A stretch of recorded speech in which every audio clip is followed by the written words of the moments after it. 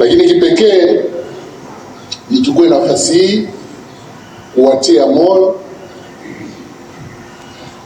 TAHOSA, na tunafarijika na uwepo wenu na mchango wenu kama taasisi kwa kazi kubwa mnazozifanya.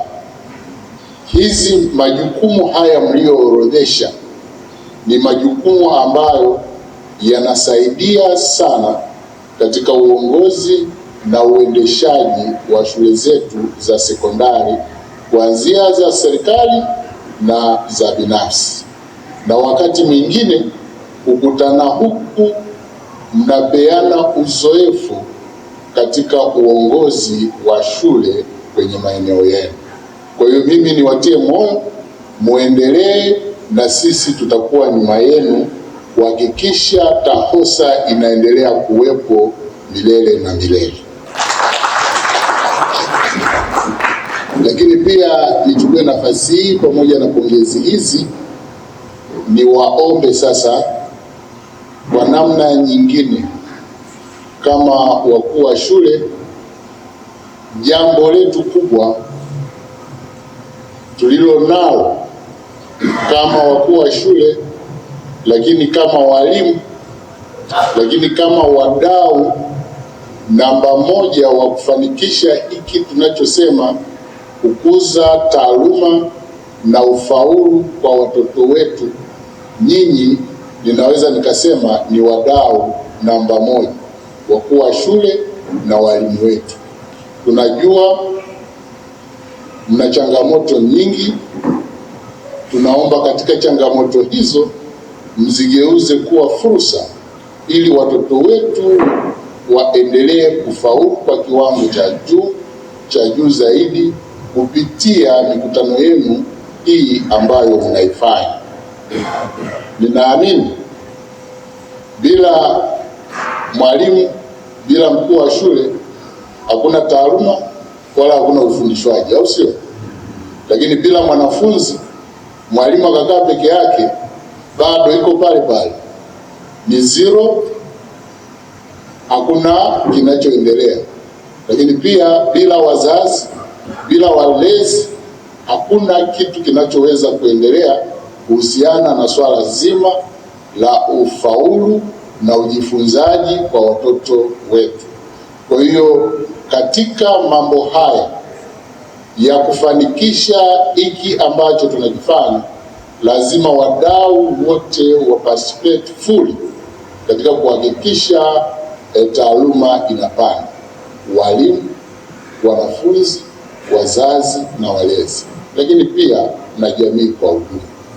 Kwa hiyo ninaamini hiki ambacho kitakuwa kinajadiliwa katika vikao vyenu vya TAHOSA lazima kiwe na muunganiko, lazima kiwe na mahusiano ya ninyi wakuu wa shule kupitia TAHOSA na waajiri wenu, ili haya ambayo mnayajadili hapa muyapeleke kwa waajiri na kwa wakuu wenu wa kazi, ili wakayatafsiri na kuyatekeleza kwa ajili ya uboreshaji wa hiki ambacho tunazungumza siku zote katika mikutano yetu.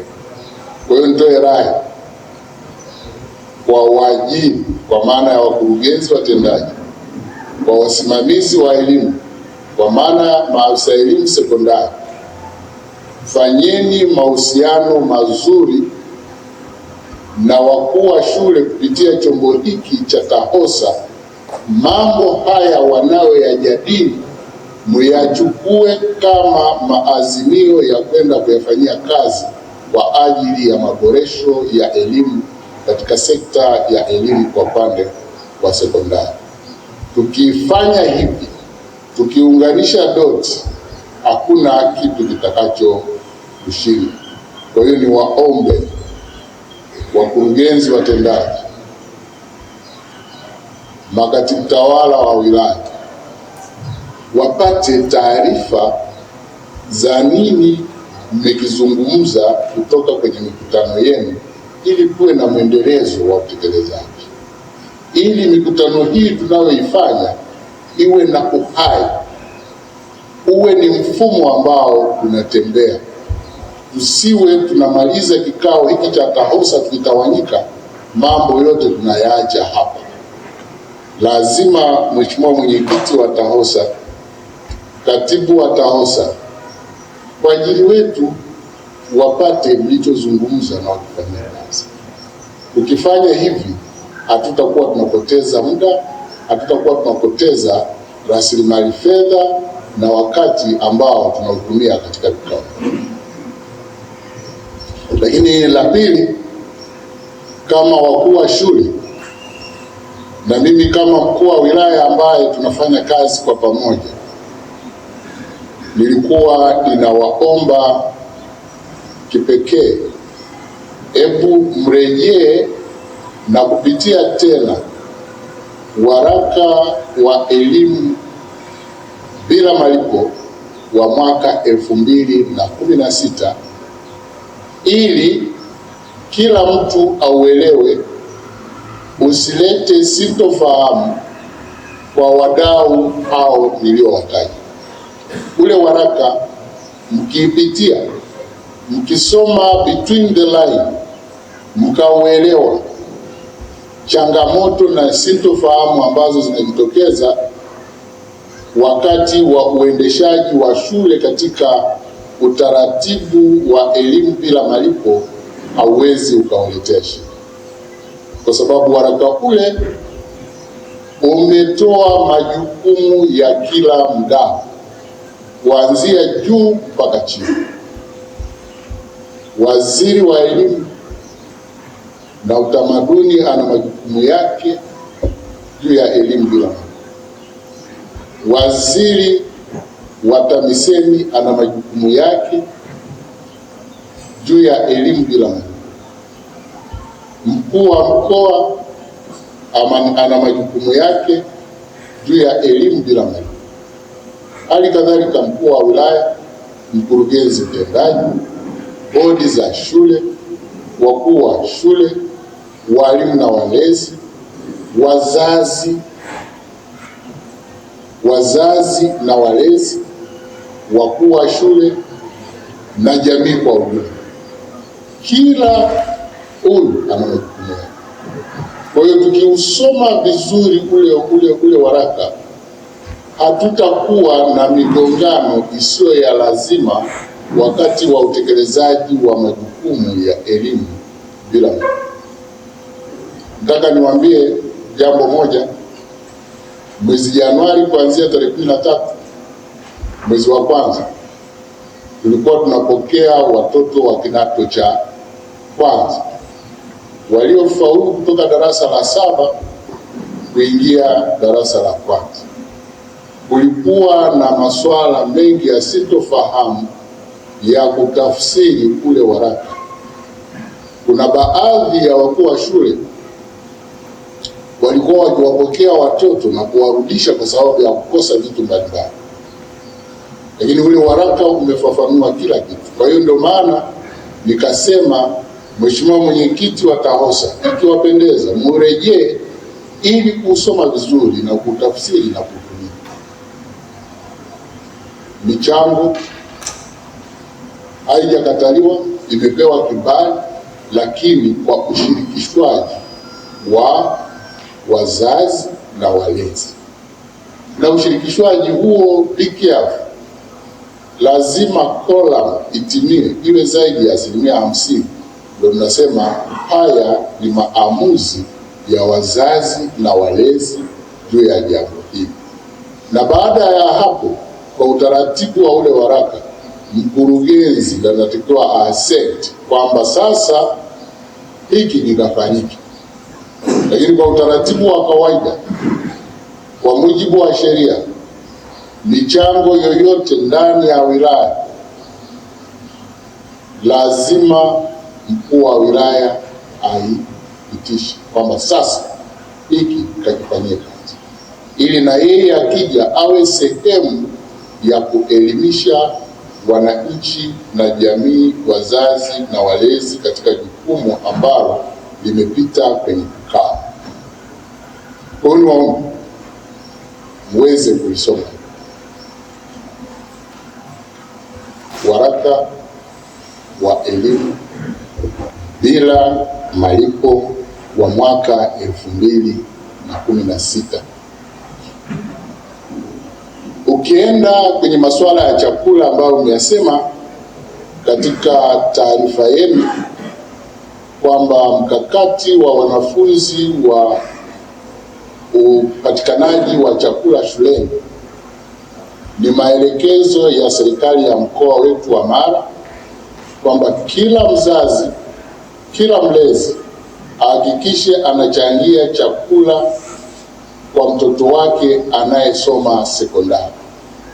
Wanasema hivyo kwa sababu chakula ni sehemu mojawapo ambayo mtoto akipata chakula shuleni inainua ufaulu wa mtoto, lakini na kupandisha taaluma ya mtoto. Sasa mle kwenye ule waraka wa elimu bila malipo imeelezwa namna ya mchakato unaoweza kufanyika wa wazazi na walezi kuchangia chakula. Na ukisoma vizuri ule waraka umesema kuhusiana na masuala ya chakula, waacheni walimu wafundishe, wazazi washughulike na upatikanaji wa chakula na utoaji wa chakula shuleni, kwamba wazazi wakikubaliana wanaandaa kamati yao wenyewe ya kuchangisha chakula na mpaka kuwalisha watoto wao. Ule waraka uliwekwa hivyo kimakusudi kwa sababu kuna baadhi ya wazazi na baadhi ya walezi wanakosa umakini wa visingizio. Wakimkabidhi mkuu wa shule chakula au mwalimu wa chakula shuleni, wakimkabidhi hawachelewi kusema gunia 3 tayari zimeshachukuliwa na mwalimu. Uongo kweli? Sasa huo mgogoro unakuwa mkubwa, unamdemoralize mwalimu kufundisha watoto. Wakati mwingine chakula chenyewe watoto wamekula, lakini wazazi kwa sababu hawataki kuchangia, wanataka kuvuruga zoezi, mwambie mwalimu ameiba chakula ili waache kabisa kuchangia. Sasa naomba wakuu wa shule ambao ni makatibu wa bodi za shule, hili mlizingatie. Hakikisheni wazazi wenyewe wanaunda kamati za uchangishaji wa chakula na kuhifadhi chakula hicho shuleni, ili nyinyi mwachani mfanye kazi tu ya ufundishaji ili kuondokana na makandokando. Lakini kuhusu wazazi au walezi kuchangia au kutochangia, sisi kwa wilaya yetu ya Bunda tulishasema kazi hii ya hamasa ifanywe na watendaji wa mitaa na watendaji wa kata na watendaji wa kijiji. Pale ambapo mtendaji wa kata, mtendaji wa kijiji, mtendaji wa mtaa anaona kuna ugumu kuwaelimisha wazazi kufikia hatua ya uchangiaji, mkuu wa wilaya yupo, mwite kwenye kata hiyo aje aseme na wananchi. Sina uhakika kama mkuu wa wilaya akikaa na wazazi na walezi na wananchi atashindwa kuwaelimisha mpaka waelewe kuchangia chakula cha mtoto shuleni, kwa sababu mtoto anapokuja shuleni akirudi nyumbani mchana ndio chakula anachokula, si ndio manake? Sasa kama hicho chakula anachokula si umefanya tu utaratibu wa kukitoa nyumbani na kukileta shuleni ili mtoto ale shuleni. Kwa maneno mengine, mzazi akikataa kuchangia chakula, manake mtoto wake mchana hali chakula. Ndio logic. Sidhani kama ukimwelimisha mzazi kwa utaratibu huo atakataa kuchangia chakula, na chakula chenyewe cha kuchangia kwa siku ni chakula kidogo sana. Ukiwaita walimu wako wa hesabu, anaweza kukupigia grams anazokula mwanafunzi kwa mlo mmoja mchana. Ukimwambia chakula ambacho tunatakiwa kuchangia mzazi kwa mlo mmoja ni kiasi kidogo kidogo. Kwa hiyo mimi niwaombe, kwa upande wa chakula, shirikianeni wakuu wa shule na watendaji wa kata kuhakikisha wazazi wanachangia chakula. Na mimi kwa wilaya ya Bunda nishawaambia, kama mimi hujaniita kwenye kata yako, kwenye shule yako, kwamba chakula kichangiwe, maanake wewe ndio una shida, mtendaji, sio mkuu wa shule. Kwa hiyo nilikuwa naomba, kama ikiwapendeza, mnaweza mkashauri viongozi wenu walioko ngazi ya kata kule ambako shule zipo, ili wawe champion namba moja kuhakikisha chakula kinachangwa shule. Na niwaeleze, nenda uendapo, watoto wakipata chakula shuleni, kwa tafiti zilizofanywa, taaluma inapanda, ufaulu unapanda.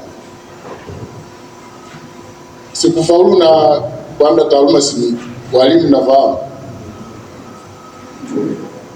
kwa sababu unaweza ukafaulisha watoto lakini zile GP zikawa za namba za viatu. Sisi tunataka wakifaulu GP ipande pia, ndicho tunachotaka. Lakini kwa swala la utoro, nayo ni sehemu mojawapo ambayo inachangia kutofaulisha na kupanda kwa taaluma katika shule zetu. Nyinyi walimu mnajua, mtoto anapokuja Jumatatu, Jumanne haji shuleni, anakuja Alhamisi, Ijumaa haji, wote tunaita utoro rejareja.